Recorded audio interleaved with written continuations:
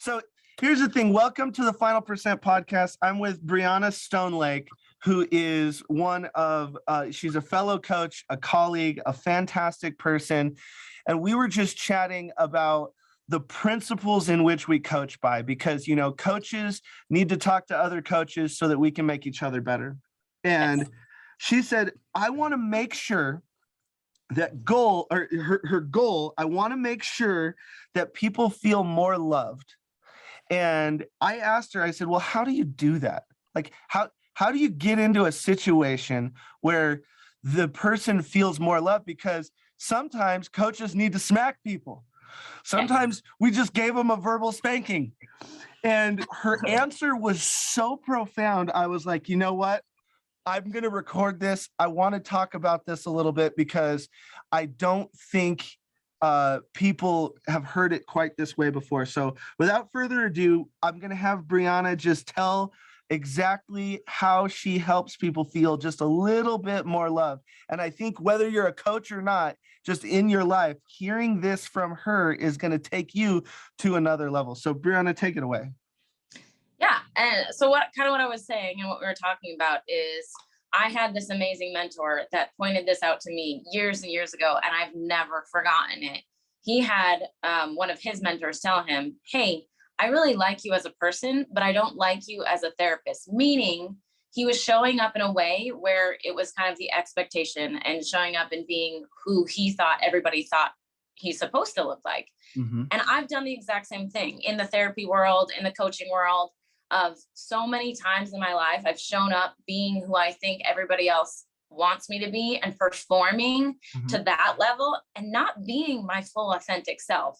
So I've been passionate to be like, I'm going to show up fully and completely me, whether I get my words right, whether I say something stupid, I'm going to own every part of it and own the ridiculousness of what might come out of my mouth so that the people around me can actually be fully and completely them.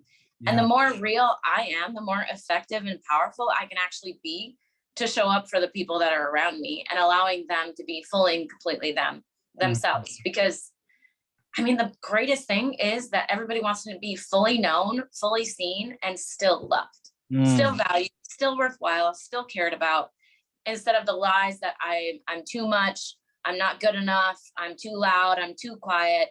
All these things, and I have to perform and actually act like everybody else thinks I should act. Yeah. Screw performance. We need to actually just be fully and completely real so that people can actually love us for who we are.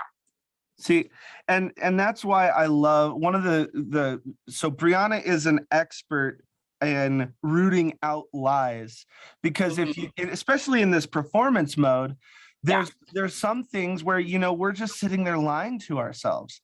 And why this hit so hard when she said, we got to get out of performance and just really actually be there. Why it hits so hard for me is I talk to people all the time about we are so fast to go to performance and we don't stay in development.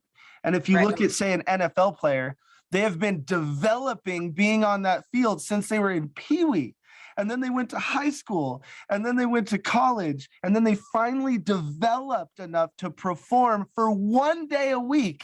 Right. But so often, like, imagine if that Pee-wee player just ran out on the NFL thing and said, you know what, I can play. I'm just going to bypass all the development, and I'm just going to perform. And I think a lot of people, because in the day and age of YouTube and TikTok and Instagram, we're all performing. And there's an old saying that I love, bringing to the forefront. It's an old Chinese saying, and it said, and it's incredible. This is like 2,000 years old, and it's more applicable today than it was 2,000 years ago. So it's like, this Eastern philosophy, maybe there's something to it, because it says, I'm not what I think I am.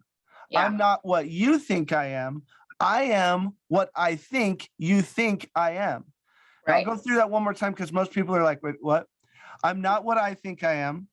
I'm not who you think I am. I am what I think you think I am. And that's what Briana's talking about here. Yeah. Is we're sitting here trying to be the person that we think someone else thinks we are. Right. And that gets exhausting. And exactly. So anyway, we were just having or trying to live up to who we think everybody else says we should be, right? Oh, exactly. Oh yeah, the dreaded should, and then we should all over The ourselves. should, exactly.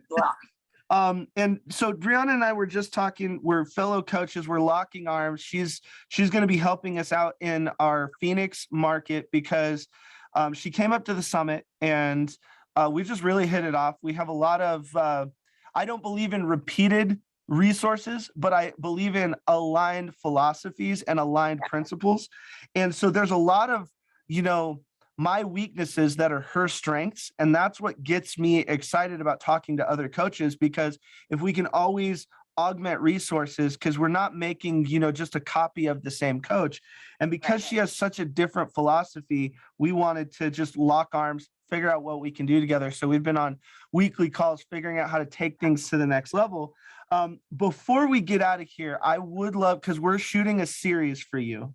Yes. And everyone's going to get to experience you. The Final Percent is launching an app. You're going to be on the app. You're also going to be, you'll be able to get it on her website, which is, what's your website? It's Stonelake Consulting.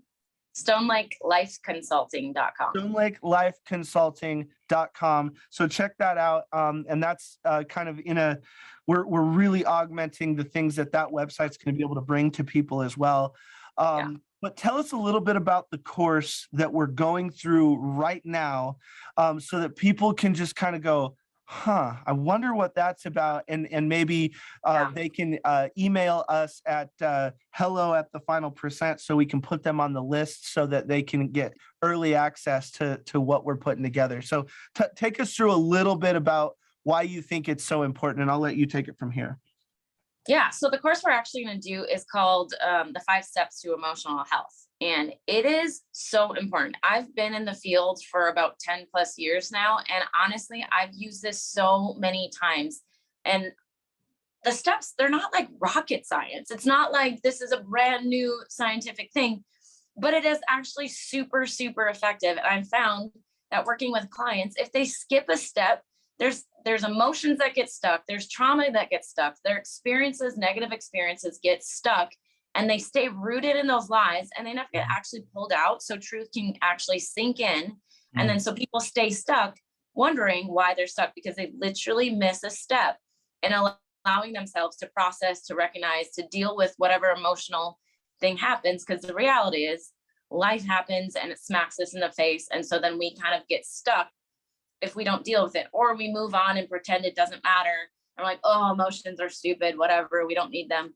When in reality, those things are just following us and become little chains that just hold us back until our feet are stuck in quicksand and we're wondering why we can't go, why we can't move, why we feel like our body is weighed down, why we feel exhausted all the time, why we're having stomach issues or any other physical health issues, because it's coming out. So the 5 steps. Exactly. So just give us what is the first step, and give us just a kind of a brief thing on the first thing. We're not going to give them the whole enchilada because they got to come experience the course. But what is that first step, just so people can think about it? Yeah, the first step is recognizing what emotion is coming up. And it's so funny because most people are like, well, duh. No. Most of us are actually created in this performance mentality, performance culture, where we just actually are supposed to just suck it up, move on, pull up our bootstraps, and just keep going. I grew up in a walk it off culture, like suck it up, walk it off, you're strong, you're fine, which doesn't actually create a space to like have 5 seconds to be like, wow, what am I actually feeling right now? What is actually coming up? I instantly just tensed up and clenched up, and my whole body physically is responding to whatever is going on. And instead of us being like, whoa, I just feel rejected, or I feel abandoned, or I feel stressed out, or I feel really excited, or just even giving the 5 seconds of recognizing what that emotion is that's coming up is actually so, so important in order to actually deal with the next 4 steps so that you can move forward and really recognize what's going on. See, that's powerful. So, I mean, sign me up for that class, because I'm just saying. And the thing is, you don't know what you don't know. So experiencing more people like this is incredibly important. and getting exposed to new ideas, recognizing what's actually going on. I think a lot of people, like you said, are in that performance mode, performance culture. So when they're getting angry, they don't realize that it might be coming from someplace down in their childhood. They don't know if it might be coming from the fact that they just hate their job, but won't recognize it. They're just hiding from a lot of things. So, before we wrap up, what are some of the things that you've done? Because you do a lot of clinical work as well. Yeah. So help me understand that, because some of the stuff that you were telling me last time we were talking, I was like, whoa, I don't know if I could be in that room and hold myself together. Yeah, absolutely. So, I mean, I've been in the mental health field for 10 plus years. I'm a licensed clinical social worker, and I have loved what I do. But by being a licensed clinical social worker, it actually has tied my hands. So that's why I'm switching over to coaching to actually do life with people and be more supportive and be more effective, where I'm not tied down by red tape, basically. But in the mental health field, I've done a lot of like trauma therapy. That's kind of where my niche is dealing with trauma. I do in the moment crisis in like trauma social work in the ER. So I've dealt with anywhere from suicidal, psychotic to trauma patients where either they pass away and I have to like inform the family with the doctor and walk them through the midst of the crisis that's happening as they're, as it's unfolding, to walking people through trauma that's happened, years and years ago, to even just negative events. And again, kind of demystifying trauma. Trauma can be really intense, horrific events that happen. Absolutely. But then trauma can also just be negative experiences that hinder us and like create that lie, where it can be like a 2-year-old who reaches up for help and their parents smack their hand. And in their mind, that lie comes in saying, I'm never allowed to ask for help. I have to do this on my own for the rest of my life. And that little lie, that little negative experience actually follows them and hinders them from actually being able to move forward in freedom and realizing, hey, we cannot do life alone. And you're actually worthwhile. You're not a burden to ask for help or to have people partner with you and align resources with you in order to, move forward and where you want to be. Wow. Well, it's certainly great to have you on this podcast. Thanks for letting me put you on the spot, because we were literally just talking on a Zoom and I was like, oh my God, I'm recording this. This was so fantastic. And I'm going to challenge her, because she said something that I am personally going to push for her to do a whole course on this, because I think she's the person to take us across the finish line. But the phrase that you used, I don't think you realized how powerful it was, but demystifying trauma. Yes. Oh yeah. I mean, how many people out there are saying, why did this happen to me? How in the world did this happen to me? Whether it's cancer, a family member, delivering the news that a family member died. I think that is our quest for understanding, our quest for, quantifying certain things on why they've happened. Having a guide on that journey and not taking that journey alone, I think is incredibly important. So I think demystifying trauma, coming soon to you from Stonelake Life Consulting. I'm just saying. So anyway, thank you so much, Briana, for allowing me to put you on the spot. And your website, if people want to do, it's again, StonelakeLifeConsulting.com. Yes. How do they email you if they want to get in contact with you? So there's my email's right on there. It's StonelakeLifeConsulting@gmail.com. So pretty easy. Yep. Cool. And then how do they find you on Instagram? What are you? Stonelake7. Stonelake7. All right. So so thank you so much once again. I appreciate your time. And if you want to get trauma demystified, which I think everyone needs a little bit of that, go hang out with Briana just a little bit. So thank you for your time, Briana. Not a problem. Thanks so much. It's the final percent. The final percent.